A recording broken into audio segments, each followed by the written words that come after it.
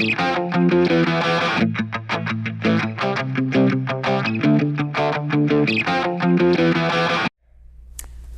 my name is Colleen Britton, and welcome to the Tax Watchers.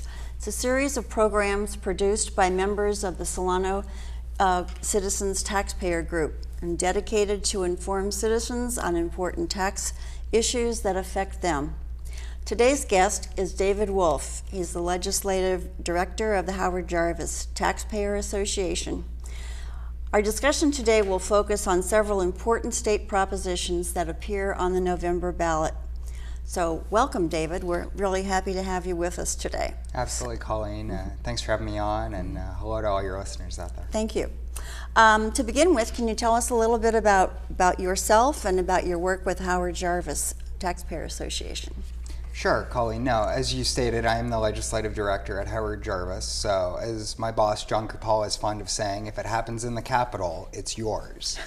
So that involves, taking positions on various pieces of legislation, including tax bills and, bills that would negatively impact Prop 13, which I'm sure we'll be talking about at some point over the course of our time here today. Also do a legislative scorecard every year where we grade all the 120 members on their votes for the year, and I'll be putting that together over the next couple of weeks, and we'll be releasing it by October. Before the absentee ballots come out for consideration. And and then, obviously we're engaged on the propositions, and we'll be going around giving speeches and advocacy, on the 4 propositions that we've taken positions on. You mentioned Proposition 13, and I know that passed back in 1978. Why is it still such an important issue for the California taxpayers? Yeah, Colleen, no, Prop 13 is incredibly important, not only for homeowners, it should be noted, but also for renters and even for local government, because it provides revenue stability, in the middle of the economic downturns, especially that we've experienced over the last 7 or 8 years or so. Let me just explain what Prop 13 is and why it is so important for all Californians. It does 2 things. It sets your property tax rates at 1% of the price at which you bought your house, and then increases it by no more than 2% a year, not counting all the local bonds and parcel taxes that voters approve that are on your ballot. And it also sets a 2/3 vote for any tax increase approved by the legislature, as well as any special taxes approved locally. Things like a Solano County transportation tax, for instance, is subject to a 2/3 vote if it's dedicated for transportation purposes because of Proposition 13. So it doesn't say taxes are bad, but it really does set a higher standard to approve revenue, both statewide and locally. What about renters? Now, some people say renters doesn't affect renters. How does it affect renters? Well, absolutely maintaining Prop 13, and Colleen, good question, maintaining Prop 13 and keeping it in place for renters is incredibly important, because a lot of renters do live in apartment complexes. And things that are apartment complexes are subject to the commercial property tax rate. So if you had a split roll where the tax rate changes between residential property and commercial property, right now both of those things are set at 1%. But there is talk afoot about changing the commercial property tax rate for small business owners, and that would include apartments as well. And that could result, depending on the tax increase, millions of dollars of higher taxes, and apartment complexes would try to absorb some of that, but ultimately it is going to be passed on to consumers. So it absolutely does impact renters. And since I mentioned it, Prop 13 also provides stability for local governments. It's worth noting that, in the years prior to 2008, when the bottom fell out of the economy, property taxes were going up. In a lot of counties, property tax revenue going up by 10% a year. Now, under Prop 13, local governments can only get about a 2% share of that revenue, obviously, under Prop 13. So when revenues go up, local governments tend to, moan and complain about how they're not getting any revenue. But I think what needs to be considered is what happens when property tax revenue declines, as we saw in 2008. It's worth noting that in the middle of the worst housing market recession since the Great Depression between the years 2008 and 2012, the only year the statewide property tax assessment roll saw a decline was in 2008. Every other year of the recession, property values statewide went up. Now, it took some counties, especially in the Inland Empire and in the Central Valley, longer to recover, but pretty much all counties have recovered today. Santa Clara County is experiencing 8% property tax revenue growth from the year before. Wow. So, and more property tax money's flowing into local government coffers than ever before. So, it's not, and as we'll talk about with Prop 30, it's not a revenue problem, it is a spending problem. Spending problem. I noticed that Howard Jarvis, on their website, your group takes a position on 4 of the measures. So we've got a lot of propositions on the ballot, but Howard Jarvis only has a position on 4. Can you tell us about which ones they are, and we'll talk about each one of those a little bit. Absolutely. Well, first of all, Colleen, we do have a website, just for all your watchers and listeners out there. It is hjta.org. And that includes, weekly columns from my boss, and just a lot of information, especially about what's going on in Sacramento and in the legislative process. And we just unveiled actually a new initiative website where we talk not only about the 4 propositions that we've taken a position on, but we actually delve through in a nonpartisan, non-biased way and present information on all 17 propositions that voters are going to be facing in November. And that website is linked to, and you can find it on our website just by looking at the front page. And I think that's a great advocacy source for all voters, especially as they get their ballots in October and they're wringing their hands and saying, what am I going to do with all these 17 ballot measures? What are they? It is a lot to dig through, but that resource is there for them. But as you mentioned, we have engaged on 4 measures, and it's helpful in that they're all in order. So we're not bouncing around the ballot talking about different propositions that we've taken a position on. We are yes on propositions 53 and 54, and no on propositions 55 and 56. Both of the latter happen to be tax measures. So. Okay, let's talk about proposition 53 and 54. A lot of people seem to think that taxpayers groups always are going to vote no on everything on the ballot. And I think it's refreshing to know that Howard Jarvis, the taxpayers advocacy group, is in favor of Proposition 53 and 54. So can you tell us a little bit more about these 2? Absolutely. Proposition 53 is known as the Stop Blank Checks Initiative, and it really does 2 things. And it's really simple in its context, and it does 2 things. For state projects with a cost of over $2 billion, which would be relatively few. Basically we're talking about things like the Delta tunnels, for instance. Statewide mega projects of over $2 billion, it requires a public vote, where $2 billion worth of revenue bonds are going to be spent to fund the projects. Now, the viewers here may not be aware of what revenue bonds are. So let me just talk about that for a minute. There are 2 classifications of bonds. 2 classifications of bonds out there that local governments in the state use for debt purposes. One is general obligation bonds, and those have the full faith and security and backing of the state general fund. Right now, roughly 7% of all state general fund revenue goes to paying off general obligation bonds. So an example of a GO bond would be Prop 1A, the water bond that was approved 2 years ago for $8 or $9 billion.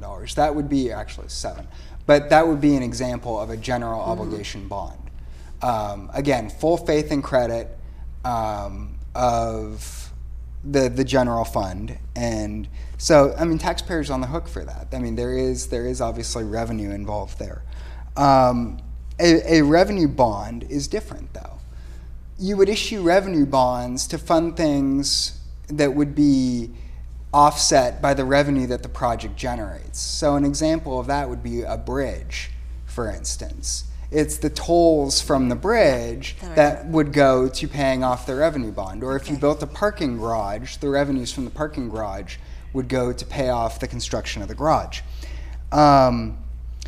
With the Delta tunnels, that's not quite as obvious. It is ratepayer dollars from water agencies that would go towards paying off these revenue bonds, when they may not get any inherent benefit from the tunnels that are being built. So all we're saying in this measure is it's really, really simple. Mega projects deserve a vote of the people. You can issue right now billions of dollars in revenue bonds and not have it go for a vote, and not even have it go for a hearing. Wow. There's absolutely no transparency in place at all. State agencies can issue these things with absolutely no accountability. And so that's all we're asking for here, is just that accountability and the right for a vote. So. And that's that's 53, is that correct? And then 54 is, what's that? Yeah, so Proposition 54, especially for someone who works in the legislature like me, is a really, really important proposition. Every year, Colleen, there's a number of legislative bills that are introduced on the final day or have very little notice. They call them gut and amend bills, because the bill's original content is gutted and amended with new legislation. This happened actually with a tax increase this year, Assembly Bill 2153, which imposed a new $2 tax on consumers for every car battery that they purchase. And so this was a bill that had been out there, but it was amended on the last day of session.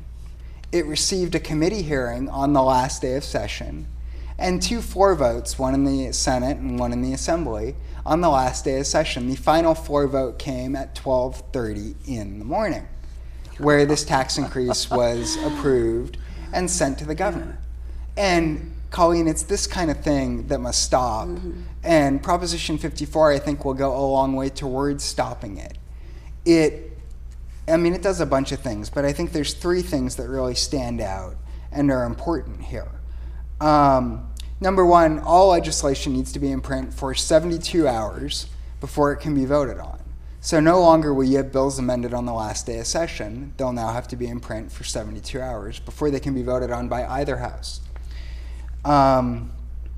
There needs all legislative hearings, both in the Capitol and outside, will be recorded now. And those recordings will be required to be archived for 20 years. And that's, that is good, because right now there are some hearings that are recorded on Cal Channel and on the legislature's website, but by and large they're only archived for a couple of years, and not all hearings are subject to that. So that's important. And it also allows individuals to freely film a legislative hearing. Right now, you cannot walk into a legislative hearing room with a tripod or a camcorder and film a legislative hearing. The Sergeant of Arms will ask you to turn your camera off and remove it. And if you don't do that, they will physically take it until the end of the hearing. And so this measure would allow for free videotaping of legislative hearings. And the bill does have massive support, including from the League of Women Voters, the League of California Cities, the National Federation of Independent Business. So center-right and center-left groups both are in wide support of the measure. Yeah, that's good. Sounds great. Sounds like a good transparency issue. Yes. Okay, how about Proposition 55? That's an income tax extension of Proposition 30 that was passed in 2012. Correct. Can you tell us a little bit more about that one? Yeah, so as you mentioned, Prop 55 is an extension of Proposition 30, up to a point. You know, Prop 30 increased both income and sales taxes, increased sales taxes by 0.25%.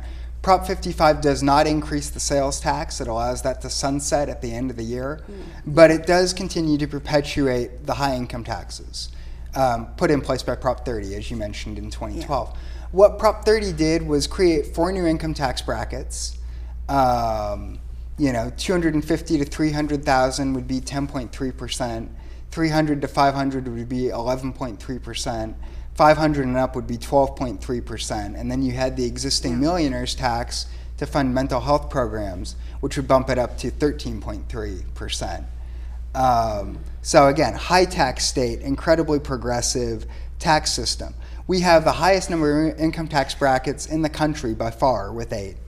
And of course, we also have, even if the sales tax were to go away from Prop 30, we still have the highest sales tax in the nation, the highest corporate tax in the Western United States, and thanks to cap and trade, the highest gas taxes. Yeah. We're already an incredibly high tax state. Prop 55, were it to pass, does nothing to fix income tax volatility. The top 1% of income tax earners in this state, roughly the top 144,000 people, bring in half of the income tax revenue that the state receives. Half. That's impressive. You know, no, it is impressive, but it's also scary because if the economy falls into another depression, it's these highly mobile, more wealthy individuals that are going to be on the hook to continue to pay these taxes. And if they decide to go to Nevada or Texas or Florida, states that have no income tax, we're going to be in a world of hurt. And it's happening already.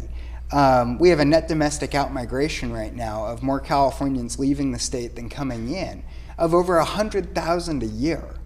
Wow. That's And yeah.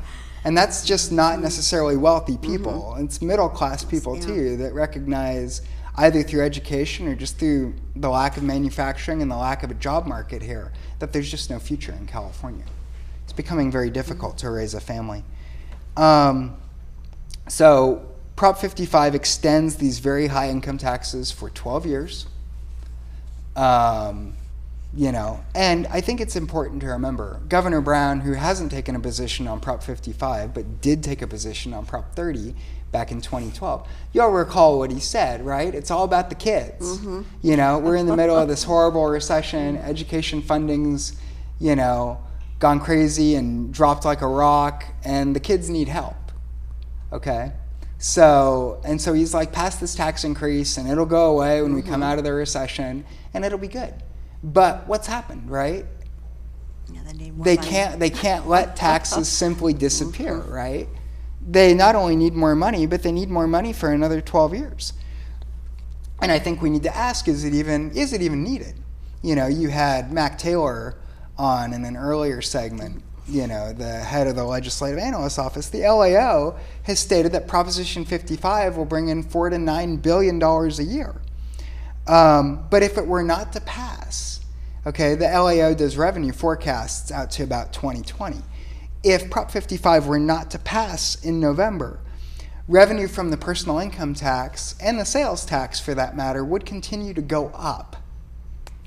Okay, not quite as much, but revenue would continue to go up. Colleen, we just passed a $125 billion general fund budget in June. A record budget in the state of California. $10 billion surplus, or billions of dollars of surplus, $10 billion rainy day fund in reserve. There's plenty of money to go around. Even without Proposition 55, revenues will continue to go up.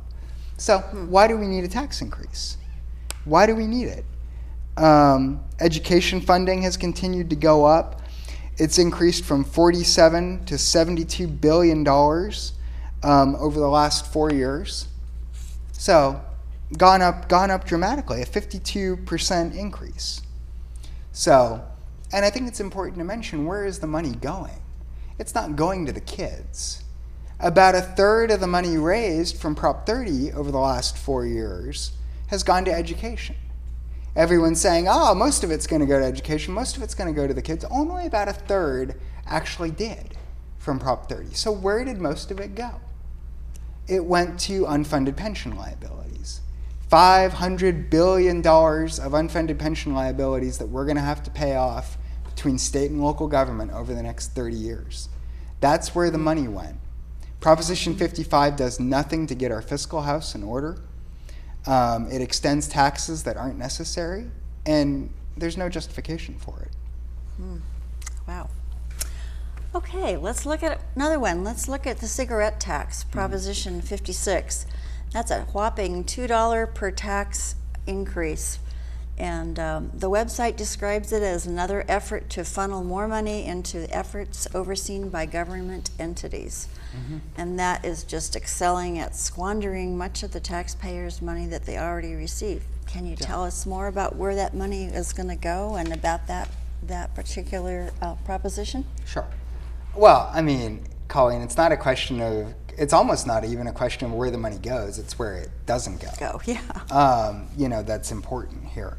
First of all, you were right, Prop 56 does increase tobacco taxes by $2. These tobacco taxes tend to be very regressive. There's been a number of studies done, including via the Centers of Disease Control, and other health agencies in this country that have made a link between low-income individuals and cigarette taxes. These taxes are regressive because it is predominantly low-income, poorer individuals that smoke and drink and engage in, what we call sin taxes. And, sin taxes are pretty popular in this state, right? And I think probably in the country generally, because if you don't smoke, then why not vote for the tax increase, right? But here's the problem with that logic, right? And, you're trying to discourage illicit behavior, and that's all good. But what happens when you tax something so much that the revenue dries up, right? It's ironic, but you could actually have, if Prop 56 were to pass, and this is the third tobacco tax that's been on the ballot since 2006, the prior two have failed, the last one by an extremely narrow margin. But you could have legislators that depend on this money going into the general fund from this tobacco tax, actually rooting for illicit behavior to incur in order that their programs might get funded. Sure. That's awful. Because the way Prop 56 is structured, it's really a hodgepodge of money and ballot box budgeting. Legislators hate ballot box budgeting because they're like, our hands are tied, we can't budget, we have all this revenue going into these different programs and we can't change it and it's horrible. And Prop 56 actually extenuates that circumstance in that it goes into a dozen different programs. And yeah, so I mean, you are going to run into the situation where if this revenue dries up, some of these programs are going to be in a world of hurt. And and the carve-outs, I think, of Prop 56 are really interesting too. When taxes increase, Prop 98, education funding, is on target to get 40% of revenue from all tax increases, just by the way it's structured in the Constitution. Prop 56, the tobacco tax, which by the way not only applies to cigarettes, but also to cigars and e-cigarettes as well. So if there's any vapors in the audience, it would apply to them as well. But Prop 56 carves out education funding. There's $600 million of revenue that will be generated if Prop 56 passes that should go to our kids and won't. So, I mean, again, special interest carve-outs all over the place. Okay, let's move on to something a little different. We have a couple minutes left, and I want to ask you a couple questions about the fire fee or the fire tax. It's kind of off the ballot issue, but it's an important thing for a lot of us who live in the rural area of Solano County. And Howard Jarvis has been key in this fight. So can you tell us where we are on that? Sure, Colleen, absolutely. In the couple of minutes that remain. Yeah, right. Yeah. Sure. So the fire tax was put in place 4 years ago, and we filed a class action lawsuit, which is still continuing to work its way through the courts. And we're simply telling taxpayers at this point to do two things. Number one, pay your bills on time within 30 days of receiving your bill. And if you have not filled out a petition for redetermination yet, to do that. And we hope that the lawsuit will be before the courts early next year. And we're continuing to move it forward and fight for the taxpayer. Sounds awesome. So we're all for you. I'd like to take a couple minutes and say thank you, David, for coming all the way down here from Sacramento and representing Howard Jarvis. We really appreciate that and all the time that you've taken for it with us today. And I want to encourage all of our viewers to visit the Howard Jarvis Taxpayers Association website, and that's at www.hjta.org, and learn more about our California state taxes. There's a wealth of information on the website. It's a really good source to bookmark on your computer. And I'd also invite you to join us at our next meeting at the Central Solano Citizen Taxpayer Group, which is on the second Friday of every month at noon. And we meet at the Benicia Grill in Fairfield. So we would encourage you to come. We have lunch before the meeting, and let's make it a date and make California better. And David, thank you again. Colin, I really thank you very appreciate much. coming. Thank you. Yes.